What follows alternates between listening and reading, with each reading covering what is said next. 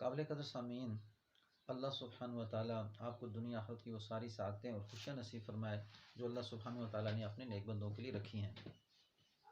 آج ہم روزمرہ کے معمولات میں انسان مختلف حالات سے گزرتا ہے، پریشانیوں، تکلیفوں میں، سختیوں میں، اور پھر بعض اوقات انسان کے معاملات حل نہیں ہو رہے اور اس کو سمجھ میں نہیں آتی کہ میں کیا کروں۔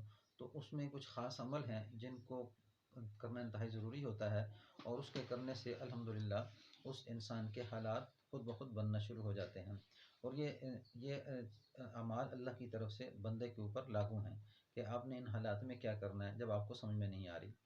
تو اس میں سب سے پہلا عمل ہے کہ 2 رکعت نماز نفل استخارے کا عمل۔ تو یہ 2 رکعت نماز نفل استخارے کا عمل 7 دن تک اس کو کرے۔ ایک طریقہ تو یہ ہے کہ 2 رکعت نفل استخارہ پڑھ لے، اور اس کے بعد دعائے استخارہ ہے جو اکثر نماز وغیرہ کا سبق جس کتاب میں لکھا ہوتا ہے، نماز کی پٹی وغیرہ، اس کے اندر یہ دعا لکھی ہوتی ہے، اور یہ یہاں سے شروع ہوتی ہے: اللہم انی استخیرک بعلمک واستقدرک بقدرتک واسألک من فضلک العظیم فانک تقدر ولا اقدر وتعلم ولا اعلم علم انت علام الغیوب۔ یہ پوری آگے دعا کافی ساری دعا ہے، یہ دعا وہاں سے آپ کو نماز کی پٹی وغیرہ سے مل جائے گی۔ تو 2 رکعت میں استخارہ پڑھنے کے بعد اس دعا کو پڑھے، کسی وقت بھی یہ پڑھ سکتا ہے، اس کی کوئی قید نہیں، صرف مکروہ اوقات میں، یعنی جہاں پہ نفلی عبادت جہاں پہ جائز نہیں وہاں نہ کرے، یعنی جیسے صبح کی نماز ہے اس کے بعد نفلی عبادت نہیں ہے، اسی طرح عصر اور مغرب کے درمیان کا وقت ہے، یہاں پہ نفلی عبادات نہیں ہے۔ تو اس کے علاوہ جو بھی آپ کو وقت ملتا ہے دن میں، کسی وقت بھی آپ ایک دفعہ اس کو لازمی پڑھ لیں۔ یہ 7 دن تک ایسا کریں۔ آپ جس بھی کام میں آپ کو کوئی پریشانی ہو رہی ہے اور آپ فیصلہ کر نہیں پا رہے، تو آپ اس کو 7 دن تک کر لیں۔ اب اس کا نتیجہ آپ خود دیکھیں گے کہ کچھ وقت کے بعد اس کا رزلٹ آپ کے سامنے آئے گا جب یہ آپ عمل کر چکے ہیں۔ ایک طریقہ تو یہ ہے۔ پھر اس کے بعد دوسرا 2 رکعت نماز نفل حاجت، اس کا اہتمام تو روز کریں، یعنی 7 دن تک 2 رکعت نفل استخارہ اور دعا استخارہ پڑھنے کے بعد 2 رکعت نماز نفل حاجت، اس کا اہتمام آپ نے روزانہ کرنا ہے۔ اس سے کیا ہوتا ہے؟ اس سے اللہ کی مدد آتی ہے، یہ انسان اللہ کے ساتھ مناجات کرتا ہے، اللہ سے مانگ رہا ہوتا ہے کہ 2 رکعت نفل پڑھ کے اس کے بعد حاجات کیا ہیں، کس کی ایک دعا بھی ہے، اگر وہ بھی پڑھ لے تو بہت اچھا ہے، اگر وہ نہیں پڑھ سکتا تو پھر اپنے الفاظ میں اس میں اللہ سے دعا مانگ لے۔ اور وہ دعا کیا ہے؟ لا الہ الا الحلیم الکریم سبحان اللہ رب العرش العظیم الحمدللہ رب العالمین اسألک موجبات رحمتک وعزائم مغفرتک والغنیمۃ من کل بر والسلامۃ من کل اسم لا تدع لذنبا الا غفرتہ یا ارحم الراحمین ولا ہما الا فرجتہ ولا حاجۃ ہی لک رضا الا قضیتہ یا ارحم الراحمین۔ یعنی یہ دعا بھی آپ کو اس نماز کی پٹی وغیرہ سے مل جائے گی۔ یعنی 2 رکعت نفل حاجت پڑھنے کے بعد اس دعا کو پڑھ لیں اور پھر اللہ سے مانگتے رہیں کہ اللہ اس معاملے کو میرے لیے آسان فرما دے۔ اگر آپ کو دعا نہیں آتی تو پھر 2 رکعت نفل حاجت پڑھ کے پھر اپنے الفاظ میں بھی آپ دعا مانگ سکتے ہیں۔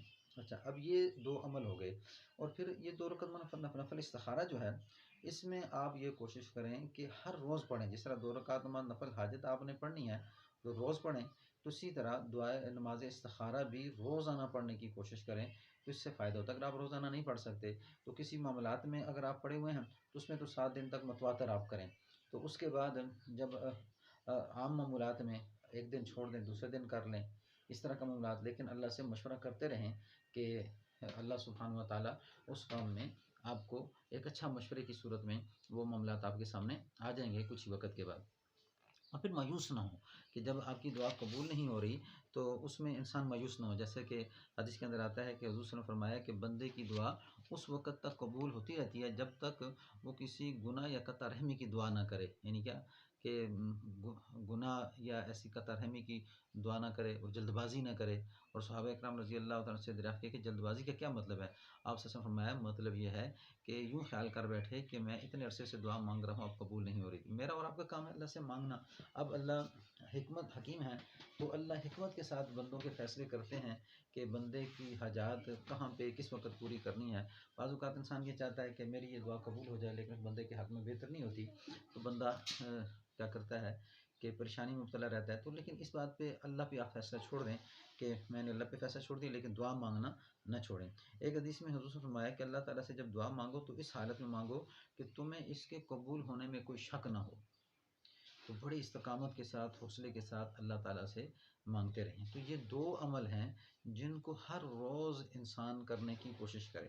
اور پھر تیسرا ایک عمل ہے، انتہائی آسان ہے اور بڑا ہی کرامت ہے، اور یہ ہے کہ انسان اپنے گناہوں سے معافی مانگتا رہے ایک یہ، اور پھر انسان اللہ کی پناہ میں آئے، جتنے بھی معاملات ہیں ان میں اللہ کی پناہ مانگے، یعنی ایک اللہ سے معافی مانگنا، دوسرا اللہ کی پناہ۔ اس کے لیے ایک زبردست وظیفہ ہے، استغفر اللہ معاذ اللہ، یعنی استغفر اللہ معاذ اللہ۔